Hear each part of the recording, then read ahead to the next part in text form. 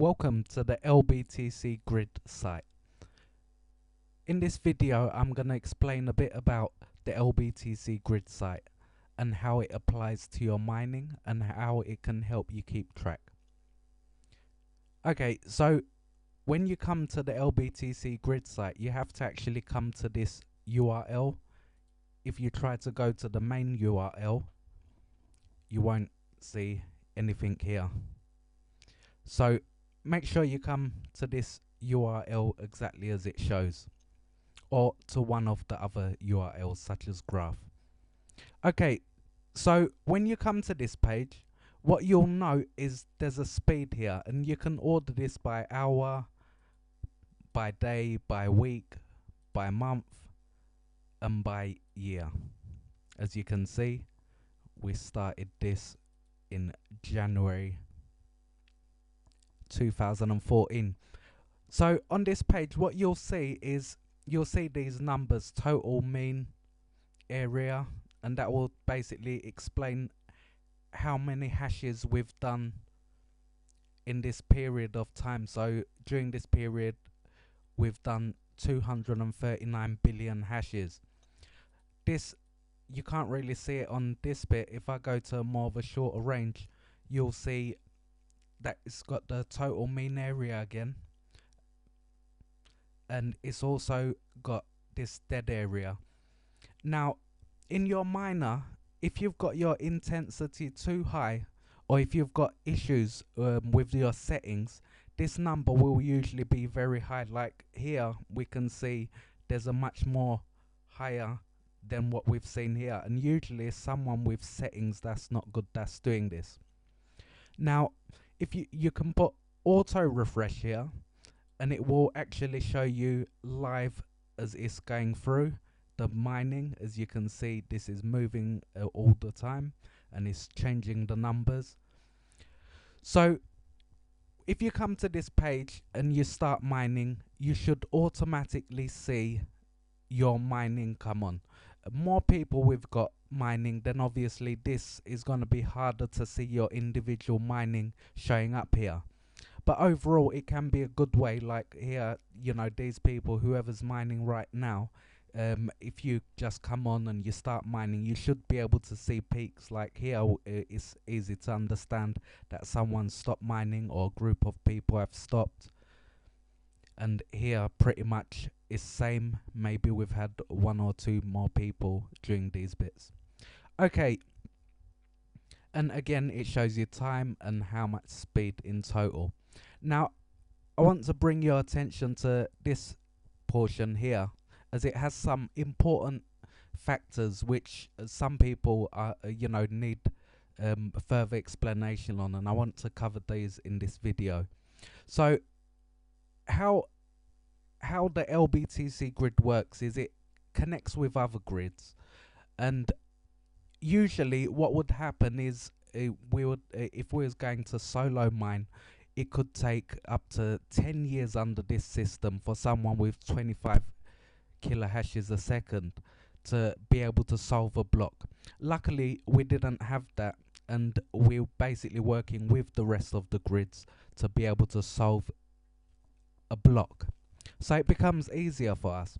Now that's what LBTC grid rate means. It basically means what we're doing. And here global pool rate essentially means with everyone. So we can see 1.36 gigahashes a second, or 1.36 billion hashes a second, which is what gigahashes actually means. Okay, so we can see the speed here, and we can see dead on arrival, which is basically these figures here. And this becomes an important point in your mining, because when you're mining, looking at these figures, it can tell you which ones, how you're getting along. And because the way the server is set up, and because what we've got on there and how we've done it, it's actually usually you would find better rates than with most people who don't know the best settings and things like that. So generally they're seeing 17%, sorry, death on arrival or orphan. Now orphans can happen. This is when understanding how these currencies work, cryptocurrencies, how they essentially work is that there's a block, and that block is the real block, and if it's not part of the real block, such as fake transactions or it's going in a different direction, it basically orphans those. So they do happen, it happens. We've seen some on here where it's been orphaned before. Right now it's not. Okay, so let's look at the next bit, and that is shares. Now this ties in with what I just explained about if you have got 25 kilohashes a second, it would take about 10 years when we done the checks under this system to be able to solve a block. Luckily, we don't have to do that. But if you was solo mining, essentially your miner would say 0, and then after hopefully 10 years, if you manage to solve the block, then it'd say 1. Luckily, we don't have to do that. But what is happening, because we're part of solving a block, basically like solving a slice of that block, essentially these figures will be different than what you see in your miner. And here we can see our efficiency is 120%, which is good. Okay, here just node uptime. If you notice you're not mining, you can't mine, and you come onto here, well, if it's not mining and you come onto here and you can't see anything, then it means the server is down. Let us know. Right now we can see it's been up for 119 hours, and that's 4.99 days. And it shows you the block value here. What's the value of the block? If we manage to solve a block, that would be the amount. Okay, expected time to share is basically this figure here, expected time, where this adds up 1.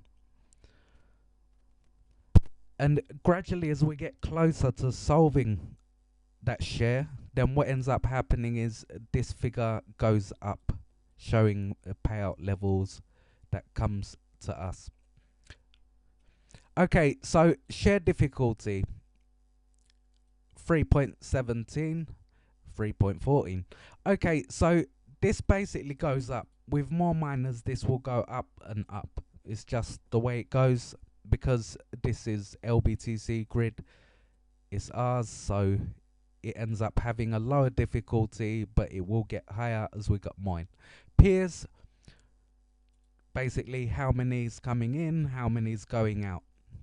And here it says expected time to block, which essentially means altogether how long it will roughly take for us to, all together with the other grids, to be able to solve the block. Now, let's check down here. And here, really, we just started this site, so we're not really making major impact in the whole network. So we won't see anything here right now. But gradually, we will start to see this fill up. Okay, and then here, local shares right now, because they're all good, is showing they're all good here. Okay, to find out your own stats, now some other things that can be important is Share Explorer just pretty much explains about the best shares and certain other statistics and the last blocks that's been solved. This is with the entire grid, not just LBTC grid, but connecting with all the other grids. And then here it's got the global payout. This essentially again is all of the people in the grids and what's happening within those blocks. So for LBTC miners, this doesn't really matter because we're all working as one. Yeah, all it depends on is what we're all producing. And this works for anyone in C1 configuration 1. What you'll remember is that there was a slight difference. Before it used to be totally share based, and your miner would say a certain amount. If I just go to the original shares page,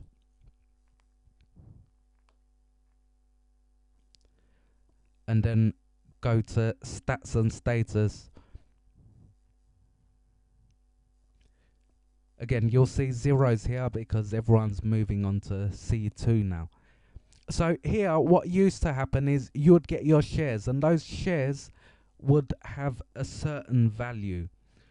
But this system doesn't always work. It does have its problems. For example, it doesn't cater in losses on our side where we're converting or we're sending the bitcoins to get it converted and we're paying fees. All of these doesn't factor in.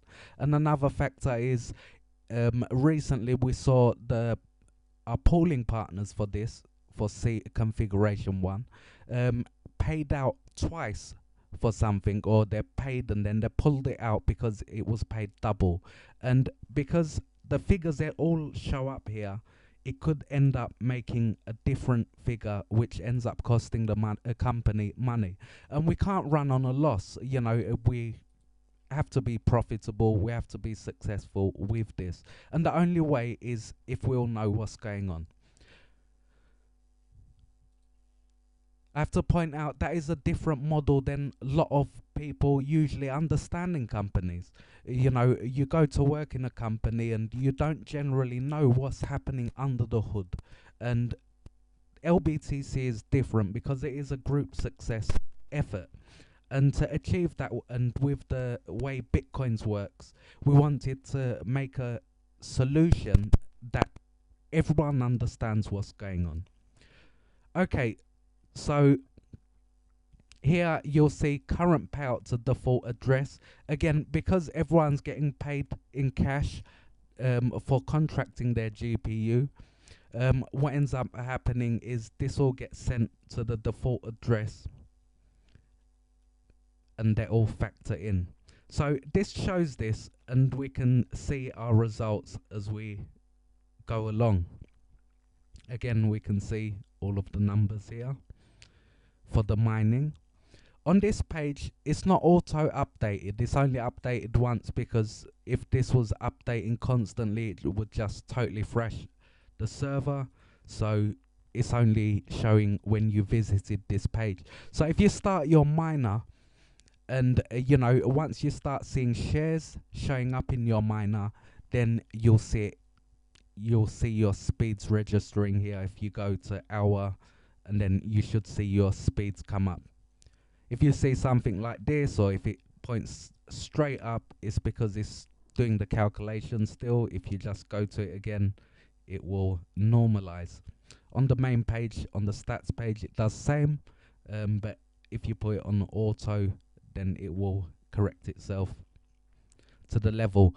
Okay, this bit is not showing. I don't know why. It might be an error in the actual solution, but we'll check it out. And again, current payout, and it explains all this. Let me just go back to week.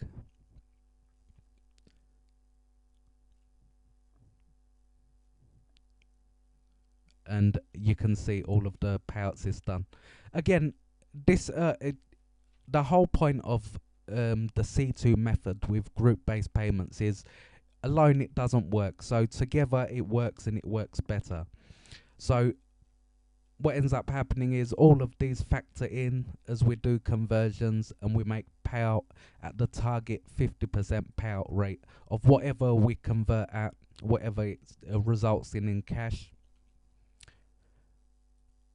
Okay, and here you can see the global pool rate. It shows you the numbers, and again it shows you all of the other factors.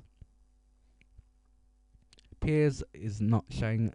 I don't know why. We have to check into that. And then here you'll see all of the list of the usernames for the period that's been mining. Now, currently we're doing testing to find the best solution. So depending when you join us, for example, we've been doing tests with this method of unique usernames, but we've also seen some not too good points, because when you see increased speeds like this, we should be seeing increased incomes, and this doesn't always necessarily equate. Another point I need to make out, because it's about solving blocks and solving shares, in C1 what you would find is the pooling partners would calculate this all into it. So they would calculate the dead rate, the orphan rate, everything, and it would all be factored in to the payout rates that they would give us, and then the earning rates which we would pay on. So always, it all depends on actual real results now. It doesn't depend on just a figure because it's been calculated that way. So this is actual real results. When it's solving a block, when we've solved shares, then that's when these things happen. Usually there is a delay. It doesn't happen instantly. Usually it has to confirm, and those blocks have to be confirmed. But this is essentially what happens. Okay, so we can see the miners here. If you come to this page, then you should see yourself mining. Again, depending on how we're doing things, again, we're testing depending when you come into the project. Currently, it looks like we might all work off one of, on the original payout address, and then only new miners joining us does usernames, and we may keep the clans and or get everyone to work in specific clans and things like that, so that everything's working to produce the most maximum results, because the success of the LBTC project is about results. If we made $1 million next week, we can make a big drive purchase, whole load of hundreds of gigahashes, probably terahashes of mining power in C1, which would further benefit you. And this is something to remember. Remember, these are still mining, producing results for the people on these lists. And that continues as it is right now. Okay, so if you're mining on a specific name, like, let's just find it.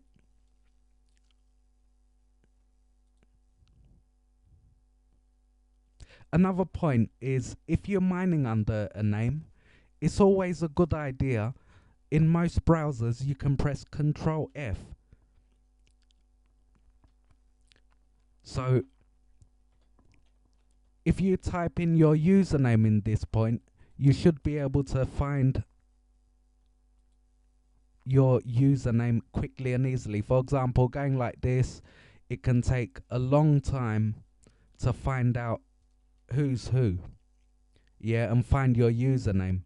So the best thing to do, for example, I want to find create a great day, so I go like this and Control F and then Control V, or just right click and paste it in, and then it shows me it's taken me to that point. Sometimes you might need to click down, up, or whatever. In Firefox, usually it shows it here at the bottom, and you just have to click next. Okay, so we've found the one, and then you can see your speeds and what's going on. As this has been placed on month and the site is quite new, a lot of them won't show it, but we can see some good data here. And what you'll find is this is the one to focus on, because we're working on one place. This second section won't show like what it does for the default payout address. Let's just find it. Again, why the Control F actually makes a good feature.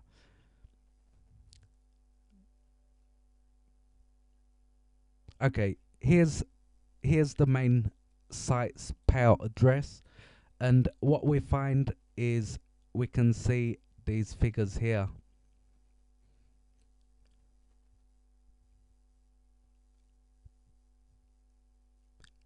On the other ones, it won't show. Again, this is why we implemented usernames. It's just a unique feature which allows everyone to mine, because the way the setup of LBTC is that we do pay you in cash, then everything obviously goes to the London Bitcoin Bank's account. when you see another point I want to bring up, okay, let's just finish up on this page and then I'll show you next. Another interesting feature is, if we just paste that in, make it easier this time. Okay, if you click on show hide table, you can see important factors with your mining during this time. And again, it can show these details here of payments. Now, these all factor in, and it's all important because we do want to keep an open view with the London Bitcoin Bank. So we'll know how we're progressing, what's happening, and we can all keep track to make sure that we have a good project going. Some people may wonder about the usernames. You know, if we're all mining, how we're going to keep track of things, how we're going to know who's mining, who's not. And it is an interesting point. However, everyone is mining under the servers, and we have access logs of everyone who's mining. When you do self-service payments, this will be something I'll speak about in a moment, but for now everything is logged. Your mining is logged. You know, when you send shares back, it's all registered on here. As long as the site is showing it's registered on here, and not only is it registered on here, it shows up on the main network. So these are all important points to remember.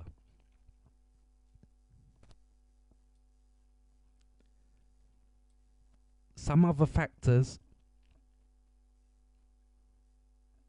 to look at is traffic rate, but it doesn't really matter.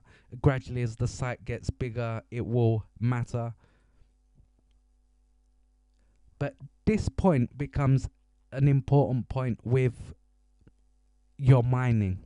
You see, if you come on this page and you see such spikes on latency, this can affect your mining. Now, settings is an important point, and also what's happening on the server. So as certain things are happening, then it does a big difference on what is usually happening. For example, we're seeing these things happening here.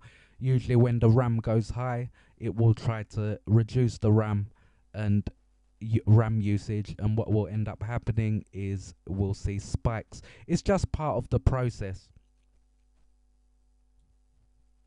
and that is how you use the LBTC grid in regards to your mining.